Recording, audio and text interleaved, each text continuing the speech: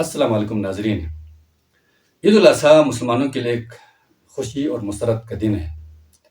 اس دن ہم مسلمان اللہ کی رضا کی خاطر اپنے قیمتی جانوروں کو ذبح کرتے ہیں، اللہ کی راہ میں قربانی دیتے ہیں۔ لیکن افسوس اس بات کا ہوا کہ سوشل میڈیا پہ بہت سارے افراد جن کا نام مسلمانوں جیسا نام ہے، انہوں نے تصحیح آمیز سوالات شروع کر دیے۔ دراصل ہمیں جاننے کی ضرورت ہے کہ یہ لوگ کون ہیں۔ ایک شخص نے رافی رضا کوئی بندہ ہے جس نے سوال کیا تھا کہ مسلمانوں کا جو غلیظ ترین تہوار عید الاضحیٰ، جس میں جانوروں کا قتل کر کے خدا کو خوش کیا جاتا ہے، کہ ایک خبیث ترین یا غلیظ ترین تہوار ہے۔ اور ایک اور پوسٹ میں اسی طرح کا ایک سوال کیا گیا کہ جانوروں کے قتل سے ان کا خدا خوش ہوتا ہے۔ تو ہمیں جاننے کی ضرورت ہے، سمجھنے کی ضرورت ہے کہ ہم مسلمان ہیں اور ہمارا عقیدہ ہے کہ اللہ تعالیٰ کی رضا پہ، اللہ تعالیٰ کے حکم پہ ہم نے سر تسلیم خم ہونا ہے۔ لیکن یہ لوگ ٹیکنیکل طریقے سے جو عام مسلمان ہیں ان کے ذہن خراب کرنے کی کوشش کرتے ہیں۔ ان کا ایک مخصوص ایجنڈا ہوتا ہے۔ ہمیں زیادہ فکر کرنے کی ضرورت نہیں ہے، کیونکہ یہ لوگ، ان کا اپنا کوئی عقیدہ تو ہے نہیں، ان کا کوئی دین، کوئی مذہب تو ہے نہیں۔ یہ لوگ دوسروں کے مذاہب کے اوپر سوال اٹھاتے ہیں، لیکن خصوصاً مسلمانوں کے مذاہب، مسلمانوں کے عقیدے کے اوپر یہ لوگ سوال اٹھاتے ہیں۔ ان کا اصل میں ایجنڈا کیا ہے، ہمیں یہ سمجھنے کی ضرورت ہے۔ ان کے سوالوں سے مرعوب ہو کر ہم اپنے ذہن کو خراب کرنے کے، ہمیں اس طرف جانے کے رجحان چھوڑ دینا چاہیے، بلکہ ہمیں ان کے اصل محرکات کو دیکھنے کی ضرورت ہے کہ یہ لوگ ایسی باتیں کیوں کر رہے ہیں۔ ان کا ایک مخصوص ایجنڈا ہوتا ہے، اور مخصوص ایجنڈا کیا ہے کہ یہ لوگ کسی عیسائیت کے مذہب کے اوپر، عیسائیت کے عقیدے کے اوپر سوال نہیں اٹھاتے، یہودیت کے عقیدوں کے اوپر یہ سوال نہیں اٹھاتے۔ اگر یہ سوال اٹھاتے ہیں تو مسلمانوں کے عقیدوں کے اوپر بار بار سوال اٹھاتے ہیں، اس لیے کہ ان کا ایک مخصوص ایجنڈا ہوتا ہے۔ ان سوالوں کا جواب دینے سے پہلے ہمیں ایک اور نقطہ ذہن میں رکھنا چاہیے کہ پاکستان میں کچھ ایسے آرٹ کالجز ہیں، کچھ یونیورسٹیز ایسے ہیں جہاں پہ باقاعدہ باہر کی یونیورسٹیز سے، امریکہ سے، برطانیہ سے، مختلف یورپی ممالک سے پڑھ کے آنے والے ایسے جو ٹیچرز حضرات ہیں، جو پہلے جب یورپ میں یا مغربی ممالک میں جا کے پڑھ کر آتے ہیں، کچھ 4-5 سال جو لگا کر لاتے ہیں، تو باقاعدہ ان کا برین واش کیا جاتا ہے، ٹیکنیکل طریقے سے ان کو موٹیویٹ کیا جاتا ہے۔ اور پھر جب یہ پاکستانی یونیورسٹیز میں آتے ہیں تو پھر وہ اپنا گن ساتھ لے کے آتے ہیں۔ پھر ہمارے عام معصوم بچوں کے ذہنوں کے اندر پھر یہ گن یا غلاظت پڑھنا شروع کر دیتے ہیں۔ لوگ کیوں ان سے امپریس ہو جاتے ہیں؟ ایک اہم سوال ہے۔ وہ اس لیے امپریس ہو جاتے ہیں کہ مسلمان کے عقیدے کے اوپر قائم رہنا اور اس پر عمل کرنا ایک جو ہے مشقت ہے۔ ظاہر ہے، آپ کو 5 وقت کی نمازیں پڑھنا، آپ کو سنتوں پہ عمل کرنا، آپ کو فرائض واجبات پہ عمل کرنا، آپ کو ایک اسلامی طریقے سے جو ہے اپنی زندگی گزارنا، ایک مشقت ہے، یہ ایک مشکل کام ہوتا ہے۔ تو عام جو مسلمان بچہ ہے یا بچی ہے، جن کے گھروں کے اندر یہ عادت نہیں ہوتی نماز پڑھنے کی، روزہ رکھنے کی، قربانی کرنے کی، جن گھروں کے اندر سے جو مسلمان تہوار ہیں، مسلمان ثقافت ہیں، مسلمان جو کلچر ٹریڈیشن ہے، اس کے اوپر ان کو شروع سے ان کے ذہن میں بٹھایا نہیں جاتا، ان کو ایک عادت نہیں ڈالی جاتی، تو پھر بڑے ہو کے ان سے جب کہا جاتا ہے کہ آپ نماز پڑھ لیں، آپ روزہ رکھیں، تو پھر یہ ان کے لیے ایک بہت بڑی ذہنی اذیت بن جاتی ہے۔ تو ایسے افراد جان چھڑانے کے لیے جب اس طرح کے لوگ آ کے یونیورسٹیز میں لیکچر دیتے ہیں، گروپ کی شکل میں ان کو موٹیویٹ کرتے ہیں، گیدرنگ ہوتی ہے، ان میں ان کو موٹیویٹ کیا جاتا ہے، مختلف قسم کے ایسے سوال کیے جاتے ہیں ٹیکنیکل طریقے سے، پھر وہ اسٹوڈنٹ جو ہے اس طرح کے سوالات کے جواب دینے کے قابل نہیں ہوتے، کیونکہ اسلام کا جو عقیدہ ہے رچا بسا نہیں ہے ان کے ذہنوں کے اندر شروع سے، تو یہ لوگ پھر جو ہے ان سے امپریس ہو جاتے ہیں۔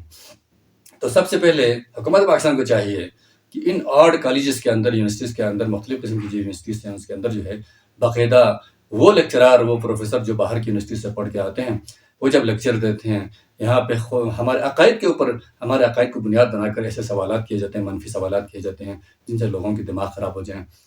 آپ ایسا ایک میکینزم بنائیں کہ جو پروفیسر یا لیکچرر صاحب لگائے جاتے ہیں مختلف یونیورسٹیز کالجز کے اندر، باہر سے پڑھ کے آتے ہیں، تو پہلے ان سے ان کا عقیدہ پوچھا جائے، اسلام کے عقیدے کو، کیونکہ یہ مملکت جو ہے ایک اسلامی مملکت ہے، مملکت خدا داد پاکستان ہے، کلمے کی بنیاد کے اوپر یہ مملکت ہمارے وجود میں آئی ہے۔ تو ہمیں اسلامی عقائد کو ہم نے اس کی حفاظت کرنی ہے، اور ہم نے اپنے آنے والی نسلوں کو اس کے لیے بھی تیار کرنی ہے کہ ہم کسی ایسے عقیدے کی طرف ہمارے ریاست لے کے نہیں جانا جو بد عقیدہ ہو، جو دین اسلام سے ماورا کوئی عقیدہ ہو، ہم نے کفر و الحاد کی طرف ہم نے اپنی ریاست کو لے کے نہیں جانا. ہم نے اسلام کے بنیادی اصولوں کے تحت ہم نے اپنی ریاست کو چلانا ہے. تو سب سے پہلے کالج یونیورسٹیز کے اندر جو پڑھائے جانے والے اساتذہ ہیں یا لیکچرار ہیں، پروفیسر ہیں، ان کا عقیدہ چیک کیا جائے انٹرویو سے پہلے.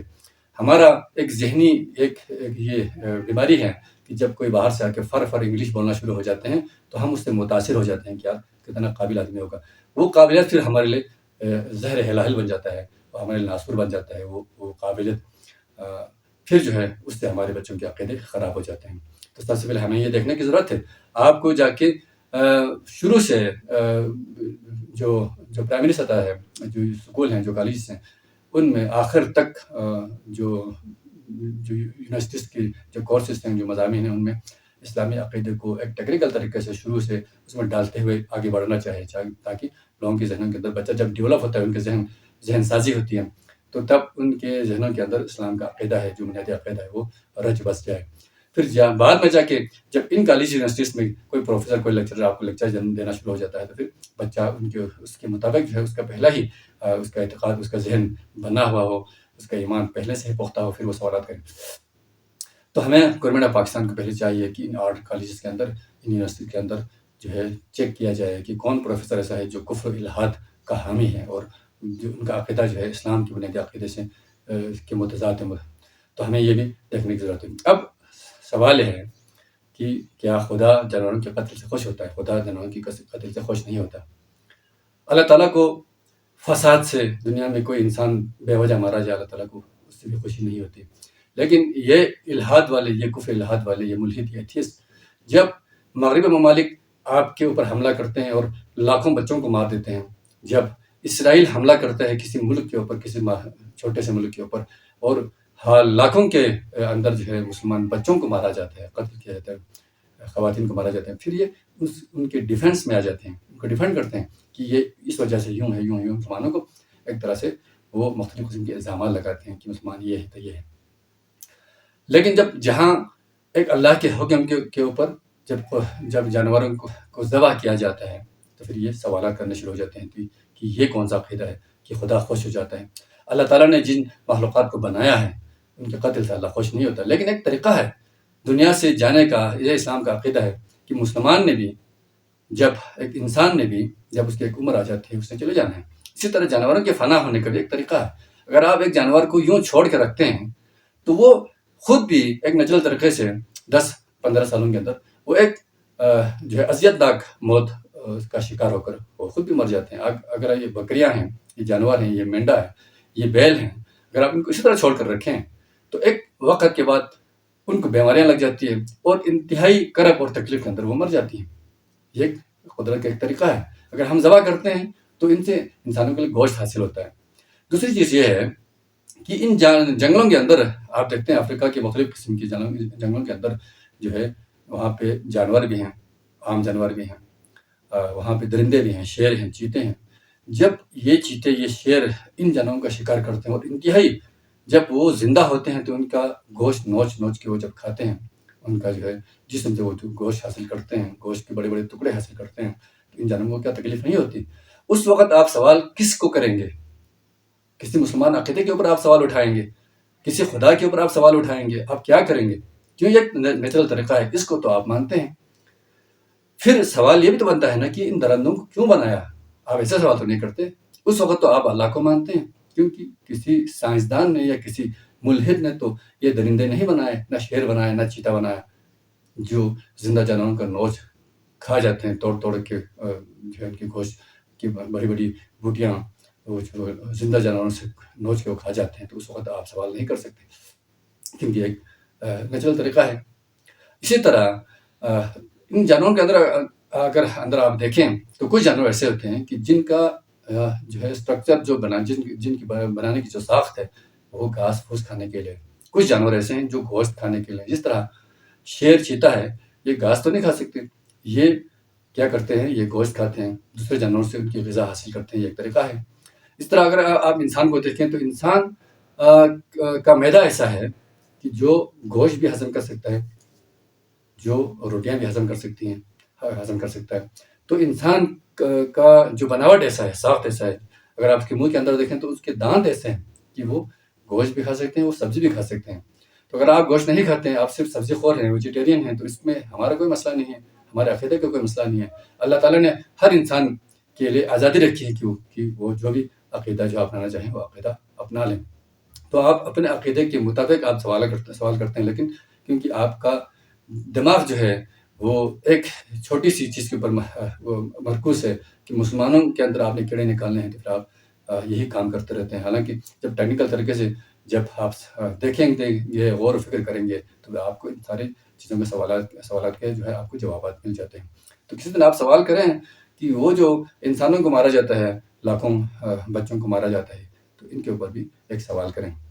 کسی نے سوال کیا ہے، شیئر کیا ہے کہ بھائی کہ جب آپ کا پتھر کا شیطان ہو سکتا ہے تو ہمارا پتھر کا بھگوان کیوں نہیں ہو سکتا. کسی ہندو نے سوال کیا ہے یا انہوں نے بنا کے سوال ایسا کیا ہے، سوشل میڈیا پہ چھوڑ دیا. تو یہ اسلام کا ایک معجزہ ہے کہ شیطان کو حضرت ابراہیم علیہ السلام کی دعا سے وہ پتھر کا بن گیا. لیکن اب وہ پتھر جو ہے کوئی کام نہیں کر سکتا، وہ شیطان مکر و فریب نہیں کر سکتا، وہ شیطان ایک جگہ ساکت ہے، وہ شیطان کچھ جو ہے وہ کام نہیں کر سکتا. اگر آپ کا بھگوان بھی اس شیطان کی طرح پتھر کا ہے تو پھر آپ خود سوچ لیں کہ وہ پتھر کا شیطان تو ہمارا کچھ بھی نہیں کر سکتا، وہ وہاں پہ ساکت ہے اور اس کو قیامت تک جو ہے اس کو پتھراؤ اس پہ ہوتا رہے گا.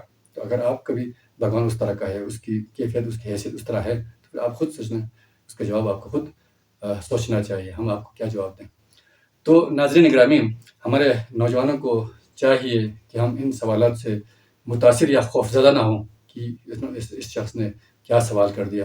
آپ اس سوال کے مقصد کو جانیں کہ یہ لوگ اس طرح کے سوال کیوں کر رہے ہیں. تو جب ہم اس سوال کے مقصد کو جانیں گے، ان کے مختلف قسم کے ایجنڈاز ہوتے ہیں. حالانکہ عجیب سا ان کا عقیدہ ہوتا ہے، یہ ایتھیسٹ کا عجیب سا عقیدہ ہوتا ہے کہ انسان خود پیدا ہوا اور خود مر گیا. تو اس کا کوئی لاجک نہیں بنتا، خود پیدا کس طرح ہوا اور خود کیوں مر گیا.